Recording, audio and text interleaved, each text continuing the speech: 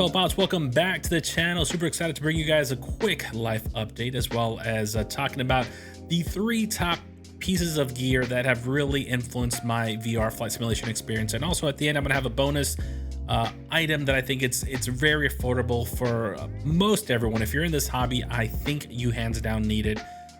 We'll talk about that at the end, but we're gonna be moving, right? And I wanted to bring you guys a review of the rig. I don't think I'm gonna have time to do that because the last review took me about 16 hours to do, and doing a review on a product, especially as extensive as the Motion rig, there's a lot that goes behind it.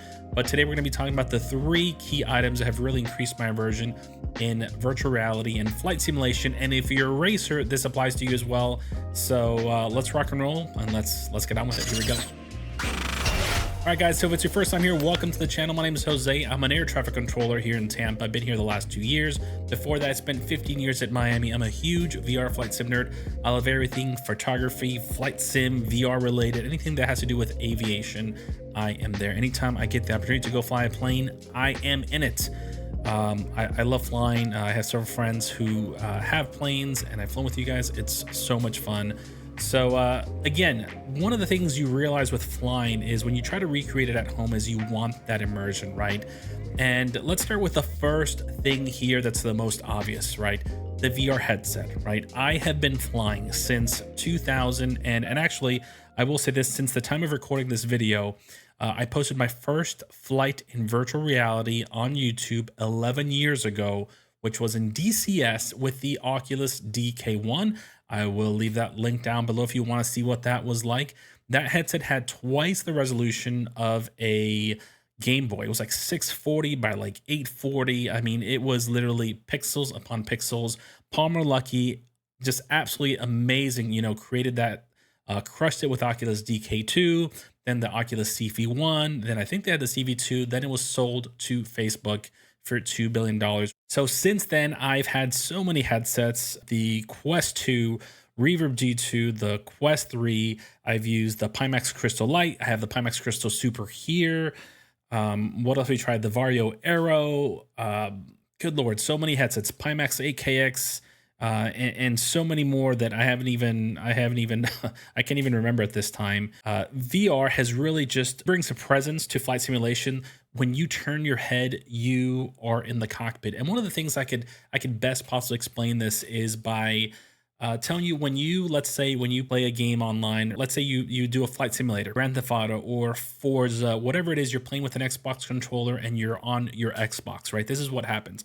You're on your couch and you're playing it and you're looking around, you're using the controller, the joysticks, everything to, maneuver the aircraft, the vehicle, the person, but you're staring at a 2D display. When you are in VR, the key difference is when you think about this later, your memory, your thought is, I was inside the plane, I was inside the car, I was standing up, looking at the building, I was looking over the edge, I didn't want to fall off. There's a sense of depth perception, right? Because of the stereoscopic 3D, meaning you have the left and the right eye. It's slightly different. That's why VR is so difficult to run, because you're showing, 10 million pixels, on 2 displays, and you're trying to project a high resolution image on a left eye, right eye. That's why we need big GPUs and big CPUs. So you have that depth, you feel the distance. You can tell, hey man, I'm 30 feet off the ground. I don't want to fall. There's zombies down there. Or when you're racing, you feel that car coming up to you. You feel the sense of speed coming by you with whether it's the cars, the track.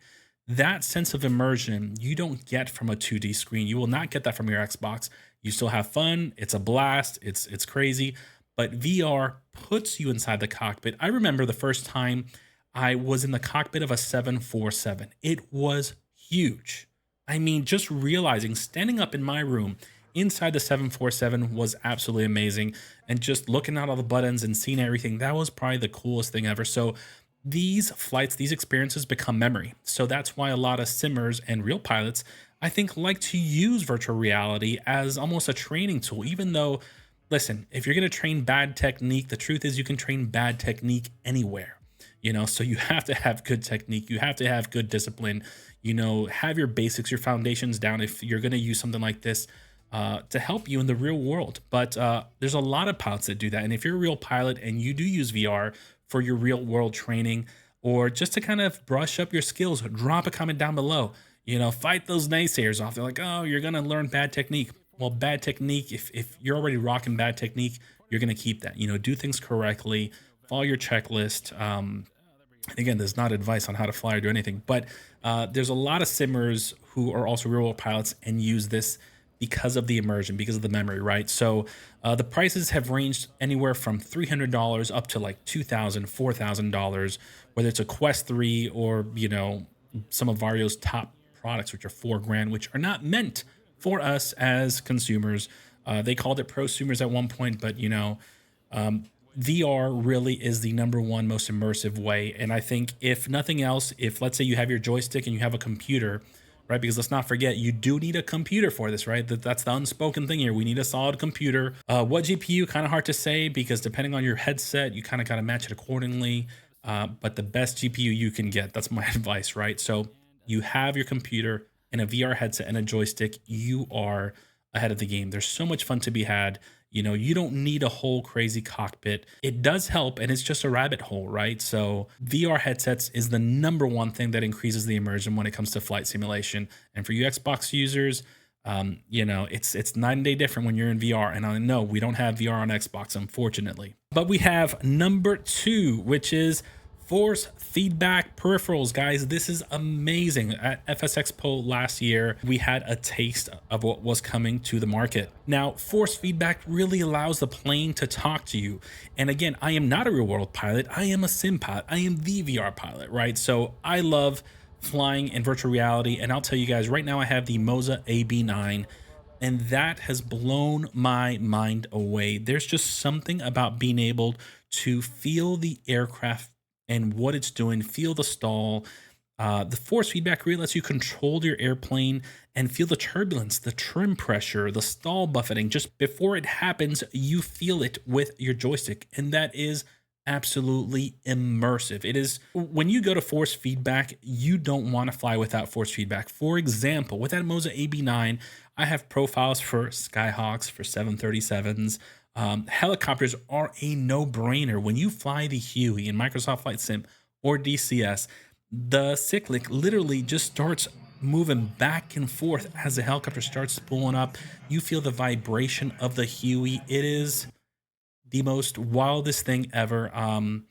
You literally feel the elevator dropping and drooping down with the wind from the propeller as it flies, as it goes over it, creating that air pressure. I mean, it is just amazing. So right now we have several companies which are entering the market. I mean, some of them are higher tier, some are FA certified. Not that we all need that, but I'll just name a few off the top of my head. We have Brunner, we have Moza, VKB. I think they're looking into expanding into Force Feedback 6. Wing has showed off some really cool things, and I love Wing's products. The value that they bring to the market is amazing. Thrustmaster, I believe rumor has it that they're working on something. I don't know. I'll double check if I find anything. But Moza, who's also has an amazing reputation in racing, has entered the flight simulation market. And I will show off that in a rig at a later time. Their Moza AB9 with their joystick. They've absolutely, I think, crushed it for their first entry into flight simulation. Now, they're pros with racing. So I think it's super cool that we're having all these companies starting to enter the market of force feedback. Now, for many years, there was no force feedback. And I remember looking, I think it was only the Sidewinder Pro available online. And from what I understand, there were some issues with litigations and either copyrights or what's it called? There he goes, force feedback patents that had essentially restricted the market for, I don't know, almost 20 years from creating any joysticks or peripheral because of the way it was written that had force feedback. And that is one of the issues when it comes to patents here in the US. You know, I don't know, good or bad. We literally had no force feedback joysticks because of that. Now, from my understanding, those have expired, and from what I looked at it, companies are starting to come out now. That's what I read in a quick nutshell. So guys, you know, they're not cheap, right? When it comes to force feedback, these items range anywhere from $400 to $2,000+, but they really add a level of immersion to flight simulation and racing. For you racers out there, tell me the difference between having a direct drive force feedback steering wheel versus, let's say, one of the regular G27 from Logitech, which you can get from $100. Now, don't get me wrong, I have one of those and I think it's a blast, which I've thrown on the motion rig, and that's amazing. And that takes us to the third item, which is motion simulators, guys. Motion simulators engage your whole body essentially. And this is really where immersion jumps off the charts for me. Right now, I've been using the DOF Reality H3. This is a 3DOF platform that has pitch, roll, and yaw, and is one of the, I guess, budget-friendly motion rigs on the market at this time. And the other special key item about this is that it is upgradable. So if you get the H3, you can go up to the H6, meaning you have 6 degrees of freedom for your motion. Or if you get the P3, you can go up to the P6, which I believe the professional rating allows you to use it longer. Still has the same weight rating on it, but it's meant, the motors are meant to run longer and have more degrees of freedom as they move on their axis. So there are 2 DOF units available, right? From I think DOF does offer that, and other companies as well. But what happens is when you're flying, you get to feel the turn, the descent. When you apply the rudder, for the rudder, you need the 3 DOF because it has the yaw. You feel the plane slipping out from beneath you. If you're racing on a track, you feel the drift. It is the coolest thing ever. And I was surprised to learn that having the 3 DOF rig really increased my immersion playing Forza, should I say, right, on a 34-inch monitor, because Forza doesn't have VR. And you could feel everything so accurately with an Xbox controller, having the monitor on. And here I was finding myself playing in 2D. In fact, at one point, remember the wife had even said, she's like, I didn't know you liked racing. And I'm like, well, I mean, I didn't know either, but with the motion rig, I wanted to try everything, right? So I'm more of a flight simmer. You know, when you look at my channel, you might see a handful of videos on racing. I'm by no way means at all a pro on racing, but the motion rig really encouraged me to start racing and driving an American Truck Simulator. That was a blast on there. I started trying roller coaster simulators, anything. As I went through the list on the motion simulator platform, the software, if it was on there and I had it, or if it was on sale, I was picking it up to give it a try. And I'll have a full review on that at a later time. But motion rigs, they start anywhere from $1,300 to, good Lord, the price is really, it goes to the moon. So a rig like this one, the DOF H3, is around $3,500. Depending on the different accessories and stuff you get for it. And the way that I have it set up, essentially, it allows me to fly everything and anything from fighter jets to Boeing 737s to Skyhawks. Now, I think I might dedicate it later on to just one aircraft and rock that for a while. We'll see what I do. But because I'm always testing different planes and software and hardware, my rig changes way too often. And it's something you guys typically won't have to deal with. A lot of times I get software, or should I say hardware, on loan. So I throw it on here and I'll give feedback. And it doesn't always stay fixed all the time. So that's one of those things I kind of have to deal with as a content creator, which is great. It just means that I don't get to build like a permanent, 100% permanent rig like a lot of you guys can, whether it's on your desk at home. You know, you kind of set everything up in a certain way and you don't have to move it. For me, it's always evolving, it's adapting. I have to add more USB hubs, I have to change things. But having the motion rig just puts you in a place when you're flying. I mean, you feel the bank. There's nothing cooler than being IMC, shoot and approach, and just you turn the autopilot and then you just get in a bank. I mean, it is just the most amazing thing. Flying a helicopter, that's a lot of fun for me, right? So if you have a helicopter with skids or with gear, I don't know how this the 3DOF rig does it, but if you have a helicopter with skids and you touch on the left skid and then the right one, you feel this boom, boom, like this just, it's solid. But some of the helicopters like the Cowan Sim Bell 22 or the Airbus, that massive Airbus helicopter in Microsoft Flight Sim, I don't know the name of it, when you have, it has the gear, which has a suspension. And when you touch with, let's say, the left main, you know, you feel somehow your brain starts to do the rest of the job where VR is starting to kick in. You got the force feedback joystick, and then the motion rig, you just feel the helicopter settle gently on the left. It's almost as if it was like a 6 DOF rig, settles gently on the left side. Then when you lower the collective, settles on the right gear, and you feel the soft cushion, and it is the most immersive, amazing feeling ever. So as much as I love flying the Huey, I love flying these helicopters that have the gear. You feel the same thing when you're taxiing around in a Skyhawk. My first time on the motion rig was taxiing in a Skyhawk, and I remember I was at VDF, Tampa Executive Airport, and I was giggling because it was drifting. I went really fast, and then I stopped. I slammed the brakes, and I felt the whole rig shift forward. And it was just the most amazing immersive experience. So here I am now. Combine that with motion. You have motion, right? Feet or a motion platform, force feedback, and virtual reality. And I have found myself flying the Skyhawk with a force feedback joystick. Now, look, guys, I'm not a real pilot. I'm just a simpa, the VR pilot. But there's something about flying with force feedback that creates an amazing experience that I don't want to use my yoke that doesn't have force feedback. I want to know what my aircraft is doing. I want to be able to feel the turn, feel the yaw, feel the stutter, feel the RPMs rumbling, right? And that to me is just an amazing thing. When you have motion in VR and force feedback, it just creates a magic in your simulation at home that is just unparalleled. In fact, it feels like if I have some sort of Disney ride in my house, and it is just the coolest thing.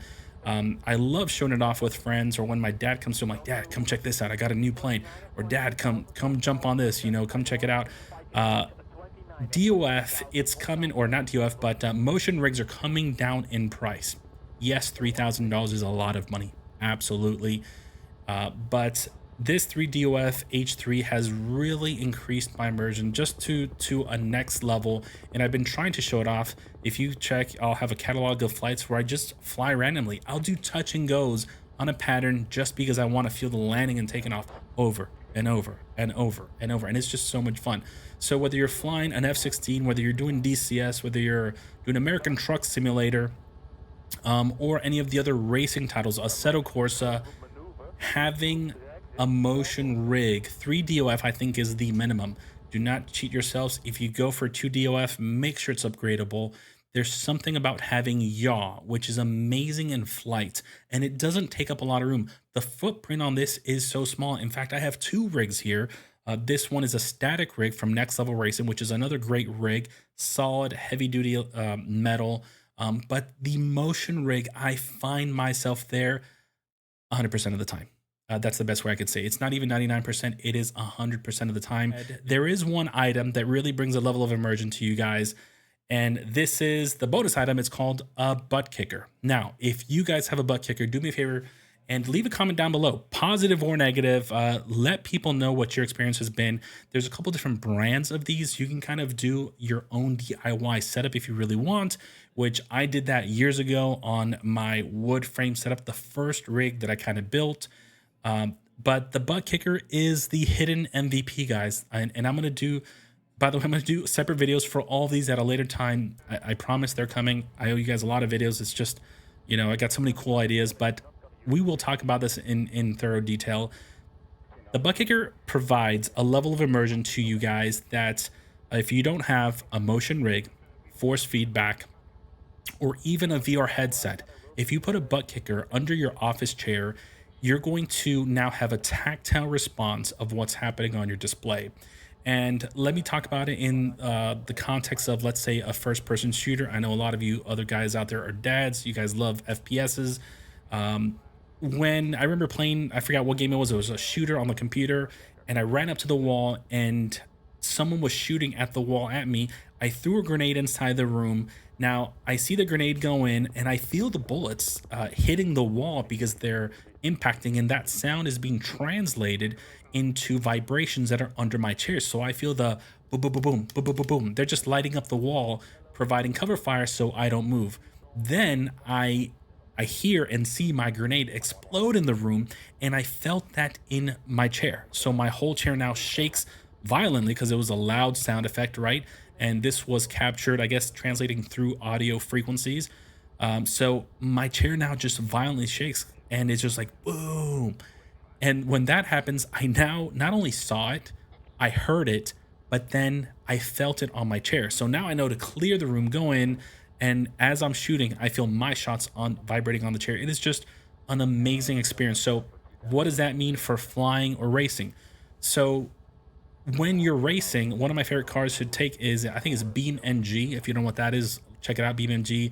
It's a very cool crash type sim. It's really neat, really unique. But they have a 5.0 modeled Mustang in there, which is amazing. And the rumble on that Mustang is just wild, and you feel the whole rig just like blah, blah, blah, blah, blah, blah, blah, blah. I mean, my chair is shaking. Again, if you guys have any experience with any of these things, but specifically the butt kicker, drop it down below, because these items, I mean, what you can get for the price, right? It's anywhere from like 150 bucks if you do it yourself, up to, maybe 300, 400 bucks, depending on which one you get. It adds an amazing level of immersion for your helicopters, right? You feel every thud of the blades. When you're in the Huey and you're banking and you feel the thud, thud, thud, thud, thud, and you now feel that in your chair, and you have your joystick on your computer, or the RPM from a Baron as you start taxiing out, you feel the low RPM, and then you put the power and it gets into that high frequencies. It just smooths out, and you feel the guys, I'm having a hard time trying to put it into words how awesome it is having a tactile feel to what you're seeing and hearing. Now, combine a butt kicker with virtual reality. You put these two together, you have an amazing experience. And I'm going to tell you one last story here, right? This has happened to me, I think, at least 3 times. So on this motion rig, I have 2 butt kickers. And actually, I had 3 at one point, but I moved it off just because I don't think I quite need 3. And the truth is, you can get away with just 1. But I put a massive 11-pound butt kicker under my seat, which is ran by a 1,000-watt amp, which was paired with another butt kicker gamer pro, which is under my where the yoke is, guys. And these 2 items combined, running with, I think the program is called SimHub, takes data from Microsoft Flight Sim. So it's not based on audio, it's based on specific data, and you can tune it down to the frequency, the hertz, the volume. If you want stronger touchdown, if you want the flaps to make more of an impact, if you want the gear to affect differently. The cool thing is you don't have to do all that. And I've adjusted it just a little bit because I kind of wanted it to feel a certain way.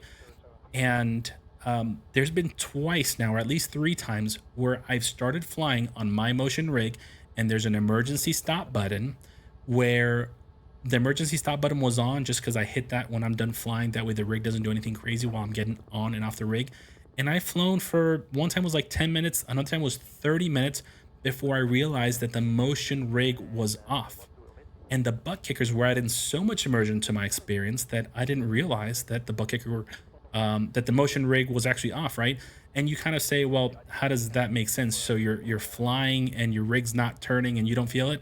Yes, 100%. And the first time it happened to me, I remember I was flying out of New York in the Baron, or the Chancellor, I think the Fly Simulator Chancellor. It was IMC. There was some snow, and I remember I departed and I went out to the Northwest flying IFR, and 30 minutes into the flight, I remember I was having issues with my GTN 750, the GPS, and I missed a waypoint and a turn. I'm like, how come, I must have hit a button. So I take the autopilot and I turn the GPS, or I turn the autopilot, the head and bug, to turn left to get more on course. And then I'm waiting for that feeling, because I'm solid IMC, 11,000 feet.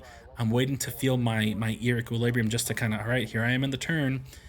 And nothing happened. I'm like, wait a minute, is my motion rig off? And I reach over, because I'm in VR, and I turn the knob, and then the rig goes boom, and it cranks to the left to match what was happening on the screen. And I was like, no way. I've been flying for the last 30 minutes with the motion rig locked, because the vibration from the sim translates so well into the rig that I just felt everything. I felt the whole plane. I felt the bumps. I felt when the gear goes up, the flaps, the wind, the turbulence. So it adds that much immersion to the experience. And there was another time flying a helicopter in which the same thing happened. I feel the thud, I feel the taking off, and I just kind of forgot the motion rig was on. So, guys, the butt kicker brings a lot of value to your simulation, your racing, you're flying, whether you're running an FPS, if you run it, if you use your office chair, it is the best thing to do. And again, I'll have links down below. Some of them will be affiliate links, not all of them, just because I don't have affiliate links for everything. But these are some of the things, guys, that really increase my immersion. So there it is, guys. Those are the top 3 items that I find absolutely amazing that have really changed my experience for VR, and that bonus item being the butt kicker. Now, there's a wide price on these, you know, it just depends what your budget is, but these are the things you guys can really consider and look at. And I will have a video later on talking about maybe an intro video for you guys, because there's a lot of newcomers to virtual reality. But if you want to know how I see things in VR and get some tips on how to best manage your peripheral setup, check out this video here. It has 130,000 views. People have found it extremely helpful. And if you have any comments, leave them down below. Thanks for watching, guys. Catch you guys later. Peace out.